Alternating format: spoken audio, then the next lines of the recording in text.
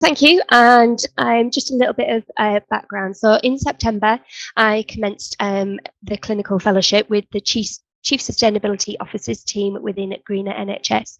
And I'm also tied in with the Chief Nurse's Office as well at NHS England. So I could talk for hours, and I'm sure Alice could too, about sustainability. But today I really want to try and keep the focus on a bit of a summary of a greener NHS, why climate change is important within maternity, and what actions can be taken by us as individuals, as well as giving some details on some case studies as well. So back in 2019, the Director General of the World Health Organization, his opening report at the World Health Assembly, highlighting that climate change undermines the environmental detriments of health, clean air, water, sufficient food and adequate shelter, the foundation of Maslow's pyramid of human need. And we need those, and we know that those who are more vulnerable are also at greater risk of health inequalities. So closer to home, we know that within maternity care in the UK, women and birthing people of Black and ethnic minorities are disproportionately at risk of social, financial and health inequalities. And this feeds into the public health role that midwives hold throughout the country. In 2021, the United Nations also went on record supporting Sir David Attenborough's statement that climate change is the biggest threat facing humanity in modern age. Last year, air pollution was listed as a cause of death for Ella, the little girl pictured in the top left, a 9-year-old medal-winning gymnast whose asthma was exacerbated by air pollution. And this was determined because her asthma attacks correlated with local high readings of air pollution rather than a high pollen count. And then early this year, we saw record-breaking heat waves that resulted in extreme levels of heat stress, excessive amounts of fires, the busiest day that London Fire Brigade had seen since World War II. And more recently, the warm October we've just experienced was also record-breaking highs of temperatures. The 9 hottest summers on record in the UK occurred in the last decade. And thinking about other extreme events as well, this also ties in, it's not just about the heat, it's also things like flooding. These extreme weather events, as Sue said, does feel as though we're slightly disassociated, but they don't only impact the individuals and the communities, but they have significant implications for agriculture, the hospitality industry, the food supply, the economy, and therefore the well-being of every member of the population. There's also an emerging body of evidence about the impact climate change has on childbearing. So Alan Baraka, he is an environmental economist in America, and he's published several papers reviewing correlations between a rise in ambient temperatures of 10 degrees from a normal temperature in a particular region, and the association with an increase in preterm birth in those areas as well around the time of that increase in temperature. So there is significant impact on maternity services because this is not only just impacting the women, their pregnancies, but the whole of their lives. And as we are the people who give that initial care to the future population, this is why the climate crisis and the impact that we can have as midwives and the wider maternity multidisciplinary team, it's important, and we all have the ability to contribute to the net zero plan. So as Sue said, in October of 2020, the NHS became the first national health service in the world to commit to a carbon net zero plan in response to the growing threat to health posed by climate change. The report on the right, delivering a net zero health service, goes into this, and I'll be giving a little bit of a summary of that shortly. But it starts off by noting that the NHS is part of the problem as well as the solution. Everything that we do does have a carbon footprint associated to it. So the NHS is responsible for 4% of the UK's carbon emissions, and that equates to 40% of the public sector's emissions. So that's why we have got a responsibility to address this as well. So the publication of the amended Health and Care Act 2022 now also places a duty on NHS organisations to take action to mitigate against the impacts of climate change in their operations, making the NHS the first healthcare system in the world to embed net zero into legislation. So every ICB and all 212 NHS trusts in England, which includes over 1,000 hospitals and healthcare facilities, now have a green plan in place, which together will cut more than 1 million tonnes of carbon emissions in the next 3 years. And that's the equivalent of over 500,000 cars off the road. So these are huge ambitions. So these images are from the report, and I will kind of give a little bit of an explanation. So the plan itself is the target is to be net zero by 2040 for the emissions that the NHS directly control. So in this first image over here on the left is the emissions that we can directly affect. So our 2040 plan. The ambition is also that we'll be net zero by 2045 for the broader emissions that we can influence. So this is the NHS carbon footprint plus. So these are the emissions that we can't necessarily impact directly as an NHS service, but we could potentially influence, such as supply chain and the way that we facilitate travel. So every intervention that the greener NHS supports and suggests seek to improve health and patient care outcomes, reduce system inefficiencies, reduce health inequalities, and deliver a more resilient healthcare system. So delivering these goals requires action across every part of the NHS. And as the largest employer in Europe, all 1.3 million of us can work together to make this happen. So again, just going into that. So as you can see the colour code, on the pie chart, it gives the breakdown of what elements actually contribute to the carbon footprint of the NHS. And it's also worth noting that we talk about the carbon footprint, but a lot of these things I don't understand the sums myself, as I have nothing to do with the economic element and of it behind, but we talk about it as a carbon equivalent. So for example, when we talk about nitrous oxide, yes, it doesn't contain carbon itself, but calculations have been done to give it a carbon equivalent, just so that we are speaking the same language across the board. The third image here goes into the activity type. So within the report, it breaks down within the carbon footprint, the building energy, the higher contribution of that is in the acute setting versus ambulatory care as well. So these images are really worthwhile to have a look at and understand where it is that the carbon footprint is biggest, where we can have most impact, no matter how big or small. So what makes healthcare sustainable? This image that has been adapted from Stancliffe gives an overview of the crossovers to make anything sustainable. So this could be applied to a pregnancy, that in order to sustain that pregnancy, these are the factors that we need to make sure that the woman and her birthing person and the fetus are well throughout the pregnancy. This can also be applied to a team, a service, or the wider NHS as well. So we work from preconception, family planning throughout the childbearing period, and as midwives, we give healthcare and public health promotion throughout. We do the initial work of ensuring that the environment for the future generation, quite literally in utero, is a healthy one to sustain their life. But then we do more by supporting the more vulnerable service users as well.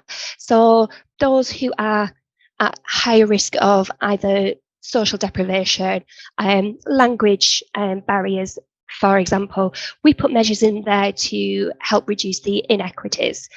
And we know that our scope as midwives is vast. So it isn't just delivering that initial maternity care. It is not just facilitating birth in whatever environment. It is a huge scope. And even in my work currently, explaining how much we do and what we do has dropped a few drawers on the floor. So here are a few case studies that I want to share as well. So up on the top left, at Great Ormond Street, they staff there reduce the use of single-use non-sterile plastic gloves. In doing so, they saved 21 tonnes of plastic and £90,000 in the cost of gloves ordered. So by using internal comms channels to raise awareness, and they developed a training package as well to reach all the nursing staff and healthcare assistants, the project changed behaviours and helped deliver health benefits for the staff as well as the environment. So they saw, just by analysing the procurement reports over a 12-month period, they were able to figure out how many gloves, compare the quantity of gloves that had been ordered, the saving, and then the carbon footprint of that. They also saw a decrease in skin ailments that staff were experiencing as well. So it had that health benefit for the individual staff members too. On the right, Charing Cross A&E, part of Imperial Trust, they did a project to reduce unnecessary cannulation, in their A&E department. So they did a baseline measurement as part of a quality improvement project, and they found that 86% of patients attending A&E were cannulated, and over 40% of the cannulas that were inserted were not used. A survey of patients also revealed that 68% of the patients complained about pain or discomfort at the site of cannulation. So this led to a year-long project. So it was an education program raising awareness. They designed posters encouraging staff to contemplate before you cannulate. These posters highlighted patient comfort, cost considerations, environmental impact around unnecessary cannulation, and as well clear actions to take. So they devised other visual prompts placed in key areas such as a traffic light risk assessment, and this helped empower clinicians to feel confident in not cannulating a patient. Phlebotomy staff were also empowered to question other clinicians, is this cannula really necessary, as a nudge to reconsider. After 12 months, an audit showed a 25% reduction in cannulation during attendance. So it went from 86% of patients to 61%. Of the patients who were cannulated during their attendance, it now went down from 40% not being used to 27% not being used.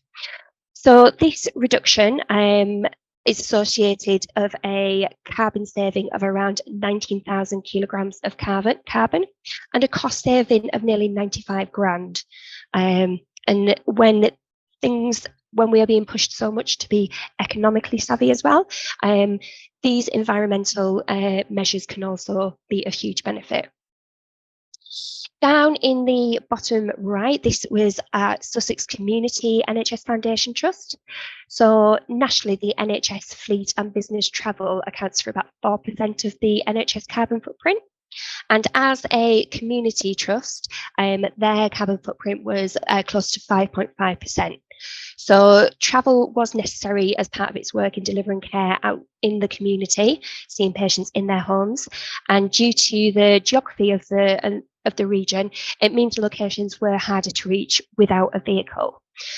So we know that travel can have a significant impact on the health and the environment. So that trust was working hard with travel to travel less when possible and as efficiently as possible when it was unavoidable. So making sure that clinicians, that if there were several visits in one area, that one clinician was going there rather than multiple dotted around. So here in this image is one of the health visitors there who the trust launched a pool of e-bikes for staff. So they also launched a booking system. So it was open to any staff that was doing community-based visits. And then they were able to book it and utilise these e-bikes to travel around. They were then able to utilise some bike lanes as well, and footpaths and cycle lanes, which meant that they could avoid traffic. And they also launched a pool of electric and hybrid pool cars for staff who wanted to utilise them, but not necessarily practical to use a bike. So the trust themselves, they now have 3 e-bikes dedicated to specific clinical teams, including the health visitors, and their sole use as well as a pool e-bike, and have covered around 8,000 miles in total, saving around 2 tonnes of carbon dioxide emissions. So the e-bikes as well, it's also allowed staff in urban areas to avoid traffic jams, as I mentioned, and patients, especially children and their parents, have fed back that they love to see the clinician arriving on a bicycle. So the health visitor pictured Polly, and she said that the families that she visits think it's great. They're concerned to make sure that the environment's good for the baby that they've just brought into the world. So they're pleased to see us on the bikes as well. And we can't forget that active travel also brings with it well-being and health benefits for the staff members themselves, as well as the reducing the emissions within the local environment and atmosphere. On the bottom left, we have Newcastle. So this one is much more applicable to maternity. So at the Newcastle Birthing Centre, Kaja, the mother pictured, was the first woman to use climate-friendly gas and air. So NOx as a greenhouse gas is 300 times more potent than carbon dioxide, and significant amounts of which are leaked and wasted on a daily basis throughout the NHS. So here, just behind Kaja, you can see what is called a scavenger and cracking device. So this neutralises waste NOx through an extraction pipe. So with the mouthpiece that is utilised, what is inhaled then gets exhaled as well, and it is filtered and neutralised. So this also has significant health impacts for the staff as well, because overexposure to high levels of NOx can also impact clinicians' concentration and drowsiness at the simplest. But when we know incidents are more common during the night, when staff's circadian rhythms may already be naturally impaired, this isn't going to help being 12 hours in a room with potential NOx leaks as well. So there's a lot of work taking place with anaesthetic gases throughout the NHS, but they are primarily being led by anaesthetists, and maternity as a whole seems to be one that people are hesitant to touch. However, there are things that we can do. So for piped NOx, simply by removing the pipe from the wall when it's not in use, can reduce leaks into the room. And as I mentioned, this not only reduces the leak, which has an environmental impact, it also reduces the waste, which has a financial impact to the trust, and it also improves the atmosphere for the staff that will be using the room, having a positive health and wellbeing impact. This was implemented in Hull, just this simple intervention. The financial saving was the equivalent of 1 whole-time equivalent midwife. So again, there are cost savings. So this slide here is just basically a simple example of some elements of midwifery that I've considered where there is potential to improve sustainability and or reduce carbon emissions. So if you look down, as I mentioned, the public health promotion, doing CO screening, that is obviously going to help the individual's carbon footprint if we support with smoking cessation. But then by that smoking cessation, we are then improving the well-being and the internal environment for the fetus, meaning that there is a likelihood that that would be a healthier pregnancy and hopefully mitigates against the risk of preterm IUGR births, and therefore mitigate against the potential of a NICU or SCBU admission potentially. Again, during pregnancy, we encourage active living and healthy lifestyles, going for more plant-based a lifestyle and diet. Not only has that health positive impact for the individual, but again, looking at the background of it, there is a big push to go to a more plant-based diet for the general public and the impact that that would have on the environment. As midwives, we are going to encourage breastfeeding for the health and well-being, the health benefits for the mother and the infant. But even for those that are either expressing breast milk or utilising formula breast milk, is there a potential for us to incorporate, rather than using just the single-use bottles in maternity units, can these be changed that we can incorporate sterilisation on the unit. So therefore, we're empowering these families to know actually how to safely prepare bottles, either for artificial milk or for breast milk that has been expressed. We do a lot of advocating and empowering for the women and the families that we serve. And again, this is often to reduce health inequalities. So many trusts do have vulnerable women's teams, whether that is social, whether that is substance misuse support, whether that is learning or physical disabilities, mental health, all those things, and making sure that there is accessibility to reduce those health inequalities as well. As individual clinicians, we are autonomous practitioners. So as I mentioned with the Gloves Off campaign, the Great Ormond Street launch, we have each clinical point that we deliver care, we have the opportunity to determine, do I actually need to use this single-use plastic, or is there an alternative that is more beneficial? And again, risk assessing the need for cannulation. I think it's fair to say that a lot of women, not a lot, but some women may also be unnecessarily cannulated just as a precaution. But again, are we right in taking that precautionary measure when we're thinking about the impact that it has on that woman and potential for infection at the site of cannulation if it doesn't get used? Again, there's also opportunities for unnecessary repetition through getting it right first time. And many of us are going towards digital care, and as was mentioned, community midwives with their green fleet and the Enternox waste. Within leadership, there's the sustainable quality improvements, and CSH do a lot of work around that. And there's also development opportunities such as hybrid roles, which we've launched 3 within the nursing through CNO as well. So yes, you may be one person, but there are 365 days in a year. So that's 365 opportunities to make a difference. There are over 39,000 midwives on the NMC register as of March 21, and as well as that, nearly 7,000 dual registered nurse midwives as well. So that equates to 22,391 full-time equivalents. And if we're working on the assumption of doing 12-hour shifts, 4 shifts a week, 47 weeks of the year, that's 188 working days. So if the 22,000 full-time equivalents made one change, like not cannulating unnecessarily, or not utilising a pair of gloves that did it for a procedure that didn't require gloves for 4 shifts a week for the 47 working weeks of the year, that's potentially 345,160 changes that we could make. So please never underestimate the change that one person can make as well. Have the conversations with leaders. Consider the waste.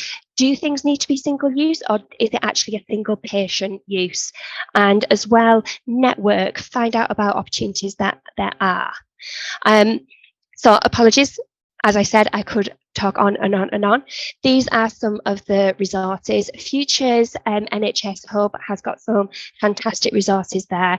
And part of my project, I will be launching with a colleague a network for nurses and midwives specifically who are interested in sustainability, either have launched projects, are interested, don't know what to do, where to start. So if anybody is interested, please feel free to drop me an email and I will get you on the mailing list for that.